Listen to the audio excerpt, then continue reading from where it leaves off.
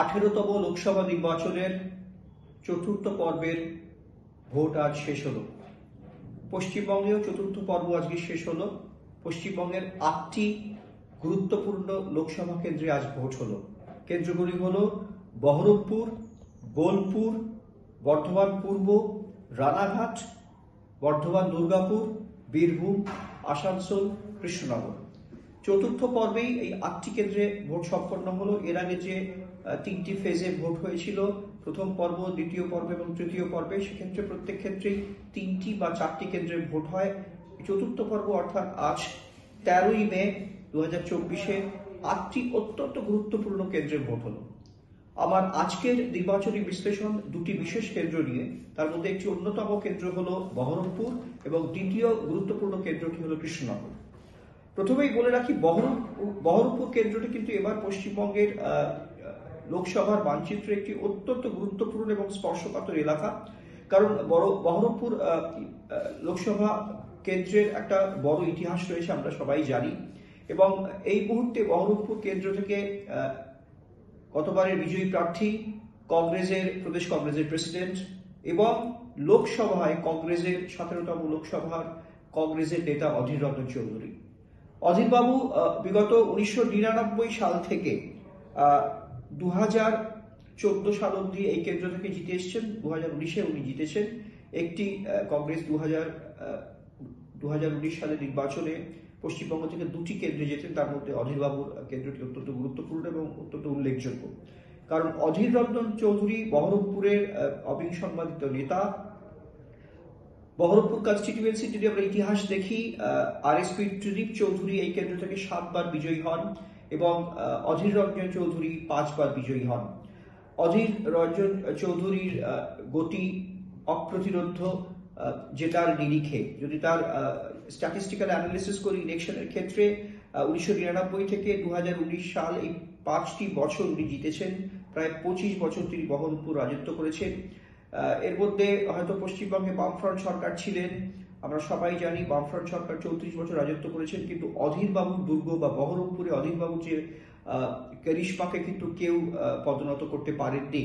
অধীরবাবু সেই 1999 সাল থেকে আজ 2019 এবং আজকের 13ই মে ভোট হচ্ছে, মানে 12ই মে অব্দি কিন্তু তিনি বহরমপুরের নির্বাচিত এমপি ছিলেন। তবে এবারের ভোটটা কিন্তু একটু অন্যরকম হতে চলেছে। আমরা জানি তৃণমূল কংগ্রেস ক্ষমতায় আসার পর কিন্তু মূলত মুর্শিদাবাদ ডিস্ট্রিক্টে কিন্তু আস্তে আস্তে কংগ্রেসের পায়ের তলা থেকে জমি সরেছে। কংগ্রেসের একটা ভয়ঙ্কর ভোটের রক্তক্ষরণ হয়েছে এবং সেই ভোটটা কিন্তু তৃণমূল কংগ্রেসের পক্ষে গেছে। এবং বিধানসভার নিরিখেও কিন্তু অনেক কেন্দ্রে তৃণমূল কংগ্রেস কিন্তু মুর্শিদাবাদে গেইন করেছেন। বেশ কয়েকটি লোকসভা আসনও জেতেন। একমাত্র বহরমপুর ছাড়া একমাত্র বহরমপুর কেন্দ্রে কিন্তু অধীর রঞ্জন চৌধুরীকে কিন্তু হারাতে পারেনি তৃণমূল কংগ্রেস। আমাদের মনে আছে, যারা আমরা রাজনীতি নিয়ে চর্চা করি, যে এর আগের ইলেকশনে মাননীয় শুভেন্দু অধিকারীকে দায়িত্ব দিয়েছিলেন মুখ্যমন্ত্রী মমতা বন্দ্যোপাধ্যায়, তৃণমূল কংগ্রেসের সুপ্রিম এবং রাজ্যের মুখ্যমন্ত্রী, যে অধীর রঞ্জন চৌধুরীকে পরাজিত করতে হবে। কিন্তু শুভেন্দু অধিকারী তৃণমূল কংগ্রেসের সেনাপতি হয়ে বহরমপুরে লড়াই করেন, কিন্তু সেই লড়াইয়ে কিন্তু শুভেন্দু অধিকারী অধীর রঞ্জন চৌধুরীকে হারাতে পারেননি। সুতরাং অধীর রঞ্জন চৌধুরী বহরমপুরে রবিনহুড ছিলেন, এখনো আছেন। ভবিষ্যতে থাকবেন কিনা সেটা জানা যাবে আগামী 4ই জুন ইভিএম খোলার পরে। তবে হ্যাঁ, এবারের কিন্তু বহরমপুরের লড়াই অত্যন্ত তুল্যমূল্য লড়াই। একটু স্ট্যাটিস্টিক্স বা তথ্য বা পরিসংখ্যানে যাই। বহরমপুর কেন্দ্রের অন্তর্গত যে 7টি বিধানসভা রয়েছে, তার মধ্যে বারোয়ান, কান্দি, ভরতপুর, রেজিনগর, বেলডাঙ্গা, নওদা, এই প্রত্যেকটি কেন্দ্রে কিন্তু টিএমসি জেতে। ভালো করে আমাদের বুঝতে হবে যে বহরমপুর কেন্দ্রের 7টি বিধানসভা লিড পায় লাস্ট বিধানসভা নির্বাচন অর্থাৎ 2021-এ এবং জেতে। বিধানসভার 6টি বহরমপুর লোকসভা কেন্দ্রের অন্তর্গত 6টি বিধানসভার কেন্দ্রের বিধায়ক কিন্তু টিএমসি। একটি মাত্র কেন্দ্র বহরমপুর, যেটা শহর বহরমপুর, যেই কেন্দ্র থেকে বিজেপি জেতে, যিনি জিতেছিলেন তার নাম হচ্ছে সুব্রত মৈত্র। সুতরাং আপনারা দেখুন, আপনারা বোঝার চেষ্টা করুন যে বহরমপুর লোকসভা কেন্দ্রের অন্তর্গত 7টি বিধানসভা কেন্দ্রের মধ্যে 6টিতে তৃণমূল কংগ্রেস এগিয়েছিল এবং জেতেন, এবং একটিতে বিজেপি, একটিতে কিন্তু কংগ্রেস নয়। অথচ লোকসভা কেন্দ্রে কিন্তু অধীর রঞ্জন চৌধুরী জিতেছিলেন। সুতরাং এ থেকেই পরিষ্কার প্রমাণিত যে অধীর রঞ্জন চৌধুরী ব্যক্তি, অধীর রঞ্জন চৌধুরী কিন্তু ডেফিনেটলি একজন পলিটিক্যাল আইকন বহরমপুরে, এবং বহরমপুরের ভোটটা কিন্তু হয়তোবা দলকে নিয়ে হয় না, ব্যক্তিকে নিয়ে হয়, ব্যক্তি অধীর রঞ্জন চৌধুরী। কিন্তু এবারে কিন্তু অধীর রঞ্জন চৌধুরীকে একটি কড়া প্রতিদ্বন্দ্বিতার মুখোমুখি হতে চলেছে, কারণ টিএমসি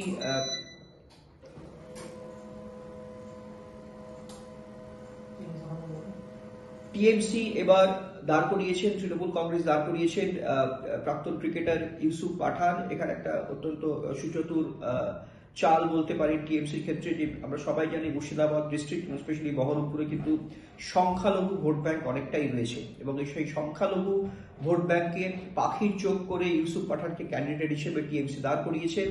এবং ইন্টারেস্টিংলি বিজেপি যেই প্রার্থী দাঁড় করিয়েছেন তিনিও কিন্তু এলাকার অত্যন্ত জনপ্রিয় একজন ডাক্তারবাবু নির্মল কুমার সাহা।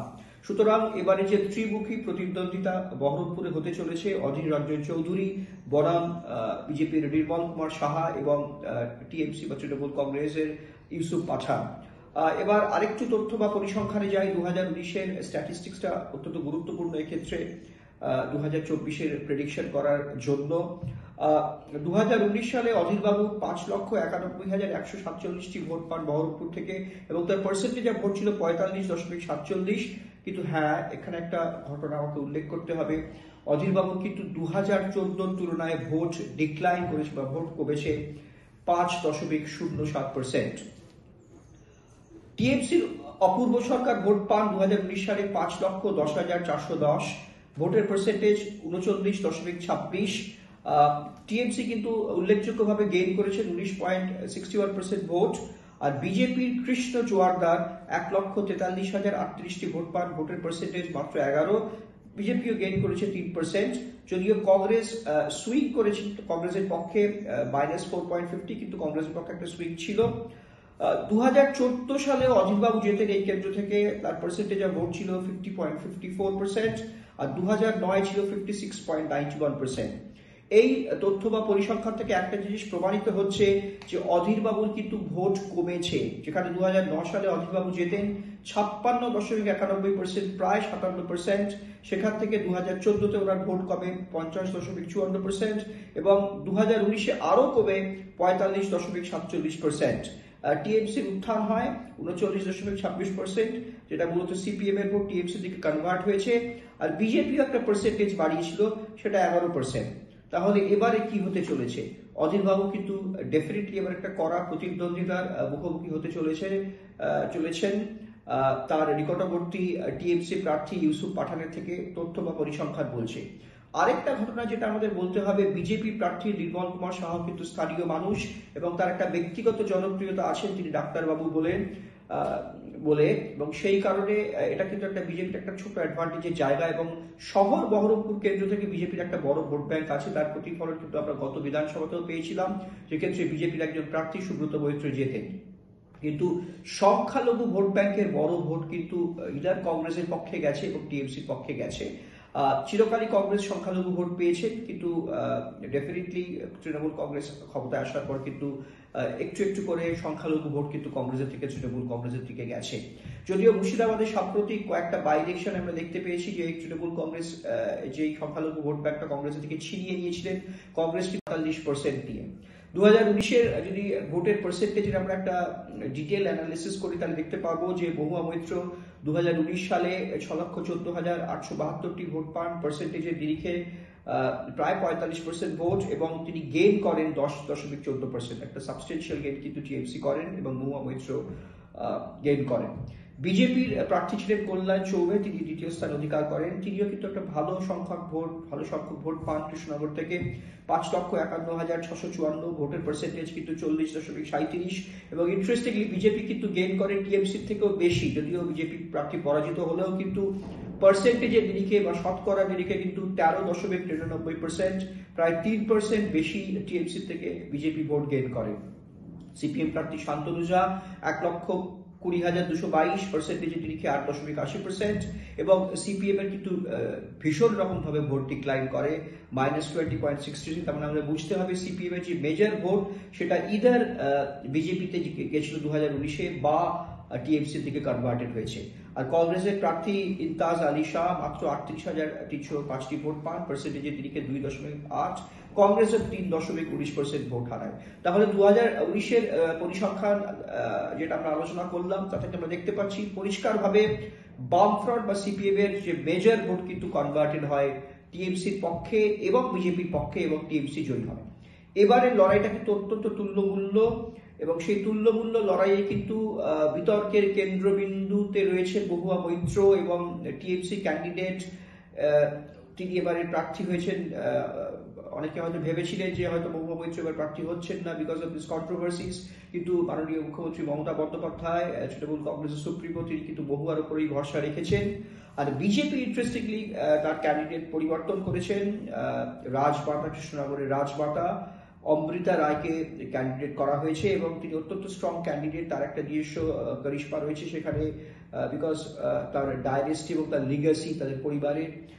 তাছাড়া হিন্দু ভোটের একটা বড় অংশ, মানে অধিকাংশ হয়তো বিজেপির পক্ষে গেলেও যেতে পারে কৃষ্ণনগরের, সেটা একটা বিজেপির বড় অ্যাডভান্টেজ। আরেকটা ছোট্ট তথ্য আমি শেয়ার করছি দর্শকদের জন্য, সেটা হলো গত বছরের বিজয়ী প্রার্থী বহুয়া মৈত্রের সঙ্গে কিন্তু বিজেপির প্রতিদ্বন্দ্বী কল্যাণ চৌবের ভোটের ডিফারেন্স কিন্তু মাত্র 4.5% মতো ছিল। যেখানে বহুয়া দেবী 45% ভোট পান, সেক্ষেত্রে কল্যাণ চৌবে পায় 40.37%। ওই যে বললাম 4.5 থেকে 4.60% ভোটের ডিফারেন্স। তার মানে 5 থেকে 6টি ভোটের কিন্তু ডিফারেন্স হলে কিন্তু এবারের কৃষ্ণনগর কিন্তু ওলট পালট হয়ে যেতে পারে। সুতরাং ভারতীয় জনতা পার্টির প্রার্থী যদি 6 থেকে 7% সুইং তার ফেভারে নিতে পারেন, মানে 100 জনের মধ্যে যদি অতিরিক্ত 6 থেকে 7 জন ভোট গতবারের তুলনায় যদি ভারতীয় জনতা পার্টির প্রার্থী গেইন করতে পারেন, তাহলে কিন্তু এবারে কৃষ্ণনগরে কিন্তু অঘটন ঘটতে পারে। এবং এবারে কৃষ্ণনগরে কিন্তু অত্যন্ত ক্লোজ ফিনিশ হতে চলেছে। বহুয়া মৈত্র না অমৃতা রায় কে জিতছেন সেটা আমরা 4 তারিখই জানতে পারবো, কিন্তু ট্রেন্ড, ইস্যুজ, কন্ট্রোভার্সি এবং আশেপাশের বিভিন্ন রকম রাজনৈতিক বিশ্লেষণ, সেফোলজি সব মিলিয়ে যদি ধরা যায় সেক্ষেত্রে কিন্তু, এবং আমার ব্যক্তিগত রাজনৈতিক বিশ্লেষণে যেটা আমি দেখতে পাচ্ছি, সেক্ষেত্রে কিন্তু খুব নেল বাইটিং ফিনিশ হতে চলেছে কৃষ্ণনগরে এবারে। এবং খুব সামান্য হলেও কিন্তু এবার কিন্তু কৃষ্ণনগরে বিজেপির পক্ষে একটা অ্যাডভান্টেজ রয়েছে। হ্যাঁ, ডেফিনেটলি বলছি সেই পার্সেন্টেজটা কিন্তু হয়তো খুব 1 থেকে 2%-এর ডিফারেন্স হবে যে বিজয়ী হন। যদি বা বিজেপি কৃষ্ণনগর জিতে যান 1999 সালের মতো, সেক্ষেত্রে হয়তো সেই মার্জিনটা ওই 30 থেকে 40,000 ভোট বা ম্যাক্সিমাম 50,000 ভোট হতে পারে। আর মহুয়া দেবীও যদি জেতেন বা নিজের সিটটাকে ধরে রাখেন, সেক্ষেত্রে কিন্তু তার মার্জিন 40 থেকে 60-এর বেশি হওয়ার সম্ভাবনা খুব কম। কারণ কৃষ্ণনগরে কিন্তু একটা অত্যন্ত তুল্যমূল্য লড়াই আমরা দেখতে চলেছি এবারে, কারণ বিতর্কিত হয়েছে বহুয়া মৈত্র বহু ক্ষেত্রেই, এবং একটা ক্ষেত্রে কিন্তু তিনি কিছু ভোট হারাতে পারেন। কংগ্রেস কিন্তু সেটাকে আবার রিট্রিভ বা পুনরুদ্ধার করতে শুরু করেছে। সুতরাং বহরমপুরে কিন্তু একটা জমজমাট লড়াই আমরা দেখতে চলেছি। পার্সেন্টেজ অফ ভোটের ডিফারেন্সে অধীরবাবুর সঙ্গে নিকটবর্তী তৃণমূল কংগ্রেসের ডিফারেন্স ছিল গতবার 6%, যদি অধীরবাবু 6% ভোটে এগিয়েছিলেন, এবং যদি মার্জিনের ডিফারেন্স আমরা বলতে পারি প্রায় 81,000 ভোটে অধীরবাবু জেতেন। তবে এবারের লড়াইটা কিন্তু অত্যন্ত কঠিন লড়াই, যদিও যেহেতু এটা অধীর রঞ্জন চৌধুরী এবং তার নিজস্ব ভোট ব্যাংক রয়েছে, এবং অধীরবাবুকে দেখে ভোট হয়, এক্ষেত্রে কংগ্রেস খুব একটা গুরুত্বপূর্ণ ভূমিকা থেকে অধীরবাবু অধীরবাবু কিন্তু অনেক গুরুত্বপূর্ণ বহরমপুরের মাটিতে। সুতরাং এই ভাগীরথীর তীরের বহরমপুর 4ই জুন দেখতে চলেছে কে জিততে চলেছে।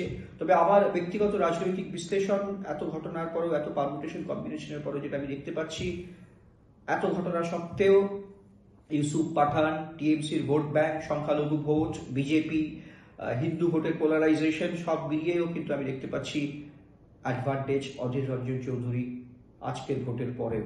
হয়তো অধীরবাবুর মার্জিন আরেকটু কমতে পারে, হয়তো খুব ক্লোজ ফিনিশ হবে বহরমপুরে, কিন্তু আমার নির্বাচনী বিশ্লেষণ এবং পূর্বাভাস সেটা হলো কিন্তু অ্যাডভান্টেজ অধীর রঞ্জন চৌধুরী বহরমপুর। হয়তো ডেফিনেটলি মার্জিন কমবে, যেটা 81,000 ছিল সেটা কমে হয়তো 50,000 বা 40,000 হতে পারে, কিন্তু তাহলেও কিন্তু অধীরবাবু এগিয়ে রয়েছেন বহরমপুরে। আবার পরবর্তী বিশ্লেষণ আরেকটি অত্যন্ত গুরুত্বপূর্ণ কেন্দ্র, সেটা হলো কৃষ্ণনগর। কৃষ্ণনগর গুরুত্বপূর্ণ এই জন্যই যে কৃষ্ণনগরে যিনি সাংসদ বহুয়া মৈত্র তৃণমূল কংগ্রেসের, তিনি কিন্তু বিভিন্ন ক্ষেত্রে সাম্প্রতিককালে বিতর্কের কেন্দ্রবিন্দু ছিলেন। তার প্রথম বড় বিতর্ক যেটা আমরা জানি, তিনি লোকসভা থেকে এক্সপেল হন। তার বড় কারণ ওই বিখ্যাত তার এগেইনস্ট একটা কারাপশন চার্জ হয়েছিল, ক্যাশ ফর কোয়ারি। দর্শন হীরানন্দানি, যিনি একজন ইন্ডাস্ট্রিয়ালিস্ট, তাকে তিনি লোকসভার লগ ইন এবং পাসওয়ার্ড শেয়ার করেন যাতে দর্শন বাবু গৌতম আদানি এবং আদানি গ্রুপের এগেইনস্টে বিভিন্ন রকম প্রশ্ন পোস্ট করতে পারেন, যেটা একটা অত্যন্ত ব্রিচ অফ ট্রাস্ট। লোকসভার লগ ইন আইডি এবং পাসওয়ার্ডটি অত্যন্ত সেক্রেট জিনিস, যেটাকে উনি শেয়ার করেছিলেন এবং যেটা প্রমাণিত হয়েছিল। তিনি এই লোকসভা থেকে সাসপেন্ড হয়েছিলেন। দ্বিতীয় বিতর্ক, আরেকটি বিতর্ক তার পেছনে তারা করেছে, আমরা জানি বেশ কিছু মাস আগে, 2023 সালে, কিছু মাস পরেটা ভুল হবে, গত বছর 2023 সালে তিনি একটি র্যালিতে মন্তব্য করেছিলেন 2 পয়সার সাংবাদিক। সাম্প্রতিক কালেও তিনি অভিষেক বন্দ্যোপাধ্যায়ের একটি র্যালির আগে কয়েকটি বাচ্চাকে উদ্দেশ্য করে লাওয়ারিস বাচ্চা বলেন, এবং বিতর্ক কিন্তু বহুয়া মৈত্রকে তাড়া করে বেড়াচ্ছে এখনো। সেই বহুয়া মৈত্রের এগেইনস্টে এবার বিজেপি ক্যান্ডিডেট দিয়েছেন রাজমাতা অমৃতা রায়। সুতরাং একদিকে বিতর্ক, অন্যদিকে বিজেপি এবার স্ট্রং ক্যান্ডিডেট দিয়েছেন কৃষ্ণনগরে, এবং কৃষ্ণনগরে একটা কিন্তু অদ্ভুত রাইট উইং ভোট ব্যাংক আছে। আমরা যদি একটু ইতিহাস দেখি, 1999 থেকে 2004 সালে কিন্তু এই কৃষ্ণনগর কেন্দ্র থেকে ভারতীয় জনতা পার্টির সত্যব্রত মুখার্জি জয়লাভ করেন। যদিও কৃষ্ণনগরের ইতিহাস যদি আমরা দেখি, 1971 থেকে 1999 সাল থেকে নিরবিচ্ছিন্নভাবে সিপিআই বা কমিউনিস্ট পার্টি অফ ইন্ডিয়া এখান থেকে জেতেন। 1999 থেকে 2004 একবার বিজেপি প্রার্থী জেতেন সত্যব্রত মুখার্জি। 2004 সাল আবার সিপিএম এই কেন্দ্রটাকে রিগেইন করেন জ্যোতির্ময় শিকদার। আর 2014 থেকে 19 টিএমসি জেতেন। তার আগে 9তেও টিএমসি জেতেন, 2009 থেকে 19 বলাটাই ঠিক হবে। 2009 সালে তাপস পাল টিএমসি জেতেন, 2014 সালেও টিএমসি তাপস পাল জেতেন। 2019 সালে প্রথমবার বহুয়া মৈত্র সাংসদ হন।